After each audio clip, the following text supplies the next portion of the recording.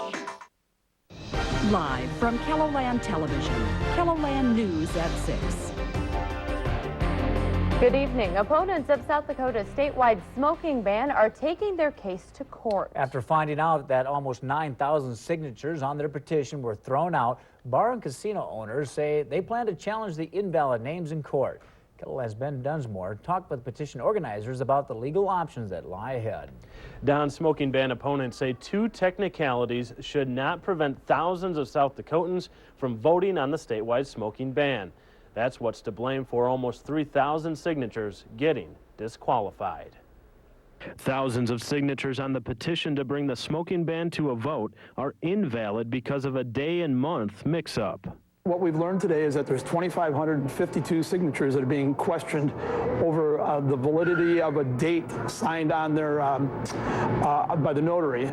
Since a notary did not write down the proper expiration date of their commission on the petition, 2,500 signatures that could have been valid don't count.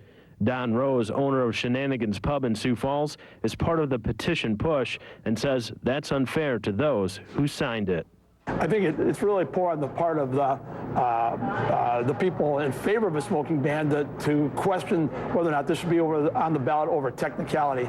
255 signatures were also thrown out because the voters who signed the petition have not voted in the past 4 years, which makes them inactive voters and ineligible to sign a petition. Rose says technicalities shouldn't prevent South Dakotans from voting on the smoking ban. It hurts me because these people wanted this. They didn't sign this. Nobody forced them to sign this. 25,000 people signed these petitions to bring this to a vote. I think the people of South Dakota have the right to vote on it. And that's why the next likely stop for South Dakota's smoking ban is a courtroom. Petition organizers hope to have their legal challenge filed in Pierre by Monday morning because Secretary of State Chris Nelson plans to sign the paperwork to officially decertify the petition by 1:30 Monday afternoon. Okay, thanks, Ben. And since the smoking ban could go into effect shortly after that, the petition group has a lot on its plate in order to stop it. They have to get their lawsuit filed in court, and they have to serve the Secretary of State and probably me, and then they have to get a judge to issue a stay. Long says getting a judge to order a stay isn't that difficult and says if that happens before the law takes effect, it could be several weeks or even months before we know if South Dakotans will be voting on a statewide smoking ban next fall. Turning our attention now to our weather. It is a beautiful evening out there, even a little warm, I dare say. Here's Chief Meteorologist Jay Trobeck. I think you're right, Katie. It's also a little bit breezy. Sioux Falls right now got a north wind about 17 miles an hour, but that's only going to bring in that cooler air, making for a very pleasant weekend. Humidity is again staying away. This is what it looks like right now in all of KELO-land, with the exception of the west, where we do have a little bit of an issue. In fact, there is a thunderstorm right now just around the Custer area, around the Crazy Horse area. One isolated little thunder shower in the Black Hills. The rest of KELO-land is generally quiet and going to stay that way tonight. Our lows will be in the 50s to around 60 degrees. Then for tomorrow, mostly sunny, low 80s in the east, mid to upper 80s in the west, with that northerly breeze keeping the humidity at bay once again. Looks like the start of a great weekend, and we'll finish the weekend on a nice note as well. I'll tell you about that in just a few minutes. It's a warning for school districts across KELO-land. Health officials say when kids return to the classroom, conditions will be ripe for another H1N1 flu outbreak. South Dakota's largest district is taking that message seriously, but is also trying to keep it in perspective. Lay it over. They're together day after day in close quarters and can spread viruses quickly. If one child gets sick, chances are many others will too. And that's why health officials will be keeping a close eye on kids when they go back to school in a few weeks. Certainly, there's an anticipation that there will be another wave of it. And if that occurs, we'll do the same thing with communicating to parents about the precautions. Sioux Falls Superintendent Pam Holman says those include washing hands, covering coughs, and keeping sick kids home. And there were no students in the Sioux Falls School District with H1N1 when school was in session, but Holman says she's just as concerned as she was back in April when the outbreak first started. And it was a matter of approach this as a seasonal flu and take the same kinds of precautions you would do a seasonal flu, and that's what we did, and that's what we'll do again in the fall. Holman is in contact with local, state, and federal health officials and has been getting updates even while school's been out. The district hasn't had to close a school because of H1N1, but says that could happen if one of those agencies recommends it. It's completely at the direction from the CDC down to the state departments of health. So it's not a matter of the local schools having an option. Holman says the district will do whatever it can to keep an outbreak at bay. The average age of people who've contracted the illness is 15 years old, but it's not just the school's job to keep the dangerous strain of influenza at bay. Kelly Grant continues our team report on how parents should be proactive, not reactive. Health officials are expecting a second, even third wave of the H1N1 flu virus, and you'll likely see it when you send your child back to school. It's just when you get a bunch of kids in a school together, it's just they're in such close quarters and there's so many interactions that they have throughout the day. That's why parents should take notice for any flu-like symptoms. With the flu, there's going to be fever. That's number one. So any fever over 100 to 101 is a sign that they have more than just a simple common cold. If they have a fever, Sanford Family Medicine Dr. Brian Hauser suggests bringing your child to the doctor immediately. And he says not to put off vaccinating against the flu either. They're saying with the H1N1 that the intranasal vaccine is going to be better. It's going to actually protect a lot more than the shot at this point. And they're still speculating. They're still doing research and trying to get the vaccine ready. And while you're getting your child vaccinated, Hauser says it's important parents do the same. But he warns not to panic. Just take the necessary precautions to hopefully slow down its spread. The H1N1 right now is no more dangerous than regular flu. There hasn't been a huge increase in deaths or major illnesses than you get from the run-of-the-mill flu. And Dr. Hauser says to expect to get 2 flu shots this flu season, one for seasonal influenza and one for H1N1. The big cats at the Great Plains Zoo have been joined by 3 little ones. The birth of 3 rare Amur tigers is a big deal for the community and the rest of the world. KELO-TV's Perry Groten gives you a first look at these newborn cubs. Perry? Don, the cubs were born just last weekend. Their mother, a 6-year-old named Vika, delivered a litter of 6 cubs, but 3 did not survive. Vika is doing fine, but her difficult delivery means the zoo staff will have to be surrogate parents to her healthy newborns. It's a feline feeding frenzy at the Great Plains Zoo. The cubs' little mouths are wide open, even as their eyes are still shut. They're absolutely wonderful eaters. A mother couldn't be prouder. The cubs, a male and 2 females, require round-the-clock attention. Zookeepers and a vet tech feed the little tigers their formula 6 times a day. In between feedings, the cubs are kept in a private room to rest up. Colored collars help identify each one. But less than a week old, they're already developing their own personalities. They all like their bottle temperatures a little bit different. They all like to be held a little bit different. And you will actually see more of that the older they get. The zoo staff has to walk a fine line, providing the proper care and attention for the cubs without suppressing their wild side. We're not petting them, we're massaging them like mom would. When they're nursing, mom would groom them. And we have to pretend as if we're also grooming them. But despite the need to maintain a healthy detachment from the tiger cubs, the zoo workers admit that it's hard not to form an emotional bond to this rare breed. Now, the cubs won't be on public display for several more months. However, people will have a chance to bid on the naming rights to the cubs during the zoo's Jungle Jubilee auction next Thursday. If you have outdoor plans, you're going to love the weekend forecast. Looks great for your outdoor stuff. We'll tell you about that next. Stretch your fuel dollar. Snap up and tracking storms across KELO-LAND. KELO-LAND Live Doppler HD, brought to you by Golden West Telecommunications. You're in good company.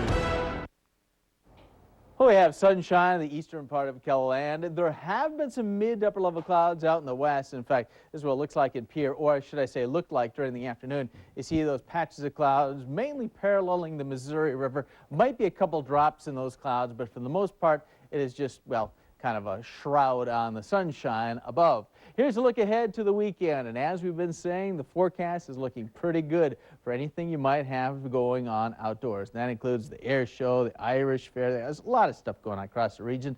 Tomorrow we'll see mostly sunny skies. Temperatures not as warm as today in the eastern part of KELO-land, low 80s. We'll see the mid 80s out to the west, but I think pretty pleasant for everybody.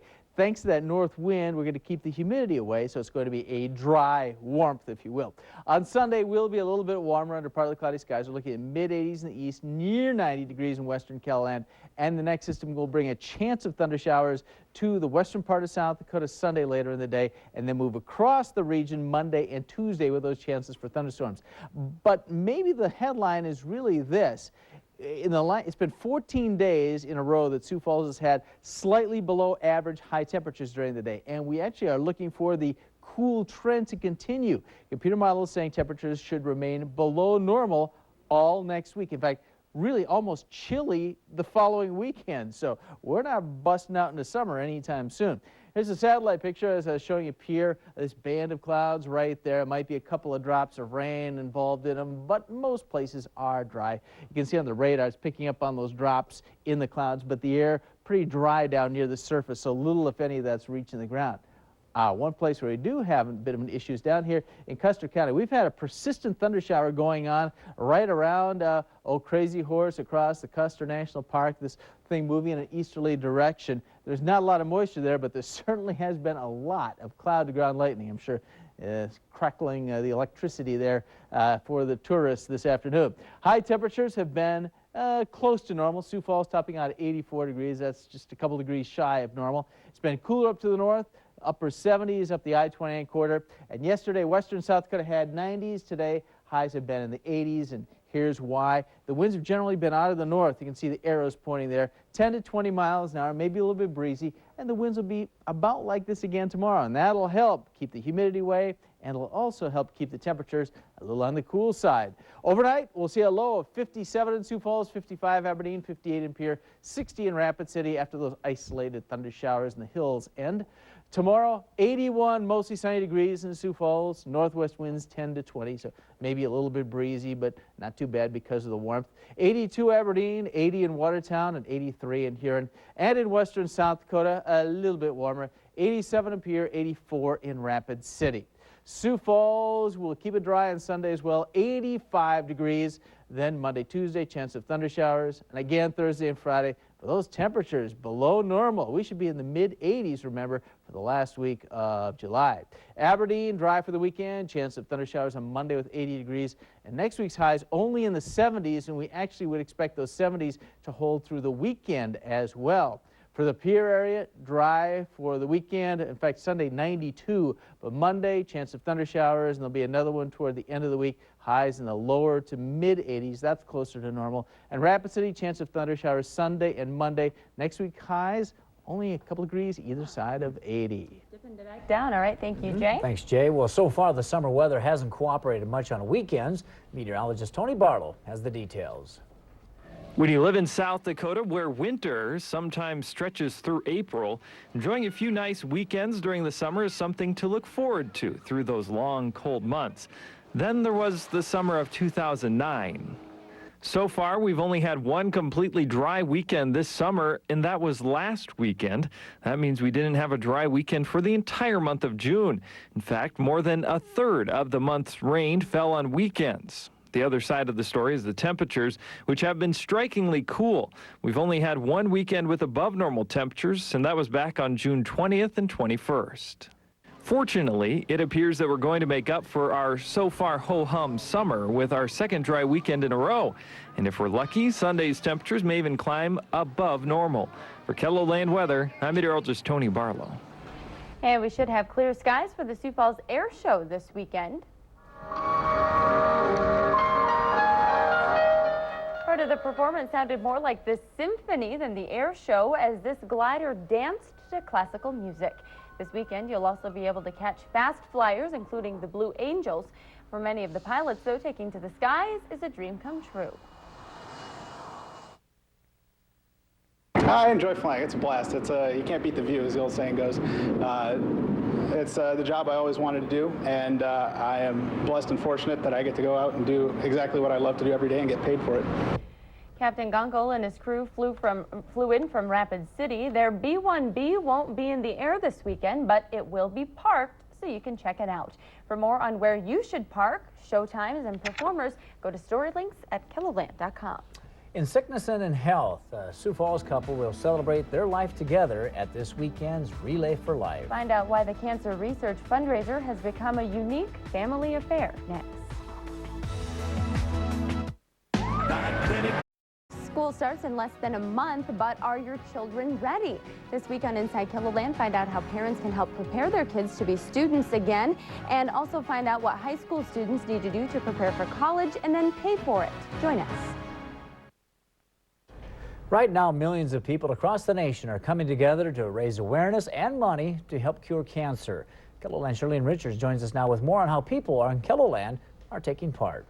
Well, Don, for the past 25 years, the American Cancer Society's overnight event, Relay for Life, has helped bring together people touched by the disease. Tonight, we introduce you to one Sioux Falls couple that's not only battling cancer, but teaming up to fight it as well. 3 generations of the Campbells are gearing up for what's become an annual family event, Relay for Life. Their story begins on August 1st, 2005, when Charlie Campbell went to the emergency room feeling tired and fatigued. Next thing I woke up, Jan was in the room with me, and the doctor was standing there, and he says, you've got a good-sized tumor on your ascending colon. Diagnosed with colon cancer, Charlie had major surgery followed by chemotherapy. Then life threw the couple another curveball just 3 months later. I had been having problems, different types of problems, and they hadn't been able to pinpoint what it was. So I went in for a colonoscopy, and they took me right up to surgery. On November 22nd, doctors diagnosed his wife Jan with the same disease. I was very shocked. Now Chuck, it runs in his family quite a bit, but I was very shocked. I had no clue. We did end up doing a month of chemo together. Jan went through 2 total rounds of chemotherapy before doctors gave her the good news. 1 more year of healthy living and she'll be cancer-free. So I'm crossing my fingers that I'll make it to 5 years. Charlie begins more chemotherapy treatments next Friday, but with a positive outlook, they're taking part in the Relay for Life, hoping to help others who are in their shoes. The more nickels and dimes you can raise, the closer we are to a cure. The event in Sioux Falls began at 6 at the Canary Stadium and goes for 12 hours. The luminary ceremony is tonight at 9. Thank you, Shirlene. Teaching children about the value of saving money can be as easy as helping them set a goal and work toward it. Junior Achievement is helping children prepare for their future financial folios, now using students as teachers. KELOland's Brian Kushida showed you how. Today, we're going to play a game. 17-year-old Olivia Kulevi has learned her fair share of financial lessons as a Junior Achievement student for the past decade. It's important to save your money if you don't have money to spend. But now Kulevi is showing students how to be save-savvy through the Junior Achievement's new Dollars Make Sense initiative. It allows our JA students to be volunteers. Typically, our volunteers come from the business community. Director Kayla Bickett says teaching kids about personal finance and business management is more important now than ever. We want students to understand that the decisions they make now can impact them for years to come. For today's class, students are learning about running their own business and balancing the business's needs versus the wants. And the students are already adding up the importance of the sessions. I like it because it's probably going to help me later in life with owning a business or being an employee. It's a high amount of interest that Kulevi hopes she can bring to all of her students. In Sioux Falls, Brian Kushida, KELOland News. One of South Dakota's top girls golfers left quite an impression on this week's U.S. Girls Junior Championship. Find out what Kimmy Kaufman had to say about her quarterfinal run after this. When a life is well lived, It could be weeks or months before the smoking ban goes into effect in South Dakota, if it ever does. Find out what needs to happen before smoking in public is snuffed out for good tonight at 10. See how the death of a teenager from Mexico is having an impact on a house in Sioux Falls dedicated to the sick. The Baraka House, a longtime safe haven for AIDS patients, has officially closed its doors in Sioux Falls. Former KELO weatherman Dave Dedrick was a constant presence at the house, making friends with the residents and staff while helping any way he could. Interior decorators. The camaraderie that they had going for them here, been a very, very wonderful thing. And the camaraderie Dedrick found was forged in part by personal tragedy. It's tonight's Eye on KELO-Land at 10. Okay, look forward to that. Always good to see the captain. Yeah, absolutely. It's going to be a pretty nice weekend for everyone. Yeah, it should, Don. We do have one little issue. Lots of lightning right around Custer State Park. 257 strikes just within the last half hour or so. But as you said, looking pretty good for the weekend. 50s for lows tonight. Tomorrow, low 80s in the east, upper 80s west. Thanks for watching. Good evening.